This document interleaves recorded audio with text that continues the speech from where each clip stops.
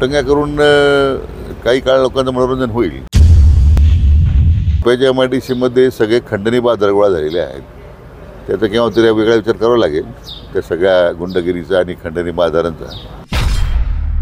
Sir, महायुतीच्या काही जागांचा तिढा अजूनही सुटलेला नाही आहे. काय प्रक्रिया सुरू आहे आणि हा तिढा सुटेल का? नाही, आता हे शेवटच्या टप्प्यातले जे 2 मतदानं आहेत त्या संदर्भातला काही जागेचा तिढा आहे. सुरुवातीच्या टप्प्यातल्या सगळ्या जागेचे निकाल झालेले आहेत. मला वाटतं तिन्ही पक्षाची नेते मंडळी या संदर्भात मला वाटतं 1-2 दिवसात निर्णय होईल. खास करून नाशिकच्या जागेची जबाबदारी, आपल्याला नाशिकच्या पण जागेचा अजून तिढा सुटलेला नाही. असं की नाशिकच्या भारतीय जनता पक्षाच्या कार्यकर्त्यांचा आग्रह आहे की जागा ती आपल्याला मिळाली पाहिजे. कारण नाशिक मतदारसंघामध्ये नाशिक महापालिका आणि ज्या नगरपालिका त्या लोकसभा क्षेत्रात येतात साधारण 100च्या वर नगरसेवक भारतीय जनता पक्षाचे होते. पण अंतिमता निर्णय शेवटी पक्षश्रेष्ठी घेतात. जो काही निर्णय होईल त्याप्रमाणे काम करायचं असं आपलं ठरलेलं आहे. रामदास आठवलेंना एकही जागा दिली नाही, त्यामुळे कुठेतरी पदाधिकारी नाराज आहेत. शिर्डीत देखील काल एक बैठक झाली रिपाईच्या पदाधिकाऱ्यांची आणि शिर्डीची जागा न सुटल्यामुळे नाराजी व्यक्त केली आणि सोबळावर इथे उमेदवार आम्ही देऊ असं निर्धार त्यांनी केला. कसं नाही, असं की जागा वाटपातल्या थोड्याशा राजी नाराजीची प्रश्न आहेत. परंतु माननीय आठवले साहेब हे ज्येष्ठ नेते आहेत. मला वाटतं त्यांची आणि आमच्या वरिष्ठ पातळीवर नेत्यांची बैठक झाली आहे आणि त्यामुळे मला वाटतं कार्यकर्त्यांना माझा हाच आग्रह आहे, विनंती आहे की जो काही निर्णय शेवटी राज्य पातळीवर होतो त्याप्रमाणे आपण पुढे गेलं पाहिजे.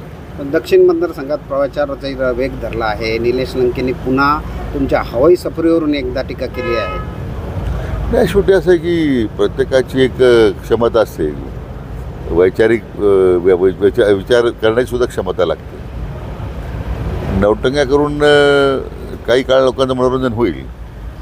पण ते असं आहे की जनतेला माहिती आहे कोण काम करतं, काय करतं. त्यामुळे मला वाटतं कोणावर टीका टिप्पणी करण्यापेक्षा जनतेच्या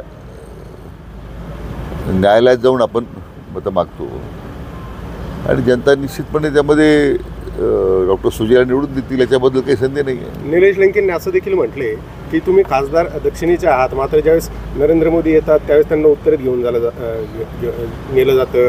अमित शहांना उत्तरेत नेलं जातं, राजनाथ सिंगांना उत्तरेत नेलं जातं.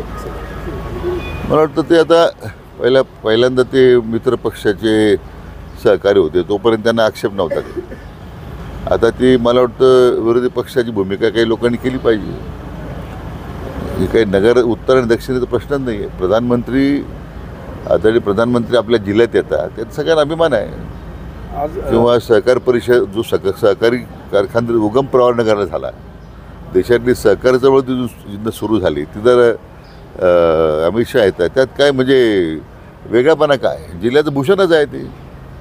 आणि त्यामुळे राजनाथ सिंगांना आपण विनंती केली, डॉक्टर सुजयने पुढाकार घेतला म्हणून तर KK रेंजेसचा प्रश्न आता निकाल निघेल ना. शेवटी ते प्रवाळनगरला आले पद्मश्रींच्या जयंतीच्या निमित्तानं आणि त्यामुळे निदान आता त्यांच्या पुढाकारानं KK रेंजेसच्या प्रश्नाला चालना मिळेल. मला वाटतं की ही संकुचित वृत्तीनं काम करणारी जी लोकं आहेत ते काळाच्या ओघात त्या संदर्भात विस्तारानं बोलेल. परंतु मला वाटतं देशाचे नेते ज्यावेळी येतात त्यावेळी तो संकुचित दृष्टिकोन ठेवणं उचित नाही. आज बैठक होते. आज राम शिंदे सक्रिय होत आहेत. राम शिंदे आणि खासदार डॉक्टर सुजय विखे पाटील यांची आज बैठक देखील आहे. प्रचारात देखील सक्रिय होताना दिसतं राम शिंदेचा. त्यांची पूर्ण नाराजी झाली नाही. असं गेल्या आठवड्यामध्येच आमचे नेते माननीय देवेंद्रजी फडणवीस साहेबांच्याकडे बैठक झाली. काही विषयी गैरसमज ते दूर झालेत. शिंदेसाहेब हे जिल्ह्याचे ज्येष्ठ नेते आहेत. निश्चितपणे आता भारतीय जनता पक्षाचे सगळे कार्यकर्ते, सगळे पदाधिकारी एक दिलानं आता पक्षाच्या उमेदवारासाठी कामाला लागलेले आहेत. याचं एक समाधान आहे. सर, नगर आणि शिर्डीमध्ये MIDC उभारलेली आहे, त्यात आपला मोठा वाटा आहे. मात्र निलेश लंकेंनी काल म्हटले की तालुक्यात मी MIDC उभारेल. हे शक्य आहे सर, किंवा इतके दिवस त्यांना कोणी थांबवलं? मला खरं कधी ते विनोद करू शकतात त्याचं मला आश्चर्य वाटतं. त्यामुळे असं आहे की सुप्याच्या MIDCमध्ये सगळे खंडणी बाजार गोळा झालेले आहेत. त्याचा केव्हा तरी वेगळा विचार करावा लागेल त्या सगळ्या गुंडगिरीचा आणि खंडणी बाजारांचा. परंतु जिल्ह्यामध्ये आज एक औद्योगिक वातावरण तयार उभं राहत आहे. शिर्डीमध्ये जे मागच्या महसूल मंत्र्यांचे आशीर्वाद ज्यांनी घेतलेत त्यांना सुचलं नाही की महामंडळाची जागा द्यावी 500 एकर, बेलवंडीची 600 एकर द्यावी. आपण विनामूल्य दिली, कारण जमिनीचे भाव कमी ठेवल्यामुळे उद्योजक अधिक आकर्षित होतील यायला. नगरच्या MIDC शेजारची जी 600 एकर जमीन होती महसूल विभागाची ती आपण दिली. त्यातून जिल्ह्याच्या औद्योगिकरणालाच वाढ येणार आहे. सुप्याच्या MIDCला सुद्धा उद्या विस्तारवाढीकरता मी आता मान्यता दिलेली आहे. मला वाटतं औद्योगिक विकासाला वेग येणं आणि जिल्ह्यातल्या तरुणांना रोजगार निर्माण होणं याला प्राधान्य देऊन आपण पुढं आपण कामाला सुरुवात केलेली आहे. त्यामुळे कोण आरोप करतं, काय करतं याचं मी फार लक्ष देत नाही. अजून पुष्कळ वेळ निवडणुकीला आहे, अजून बऱ्याच भानगडी पुढे यायच्या आहेत. ते आपण काळात सांगू आपण लोकांना. महायुतीमध्ये मनसेचं काय स्थान असेल सर आता लोकसभा निवडणुकीमध्ये?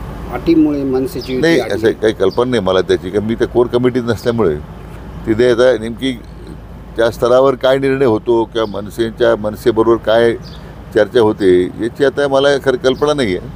पण निश्चितपणे महायुतीमध्ये मनसे राहतील याच्याबद्दल मला वाटतं आम्ही पूर्णतः आशावादी आहोत. देश विदेशातील प्रत्येक घडामोडींचे लाईव्ह अपडेट मिळवण्यासाठी आता साम टीव्हीच्या सर्व सोशल मीडिया प्लॅटफॉर्मला लाईक, फॉलो आणि सबस्क्राईब करा. तसंच सर्व नोटिफिकेशनसाठी बेल आयकॉन प्रेस करायला विसरू नका.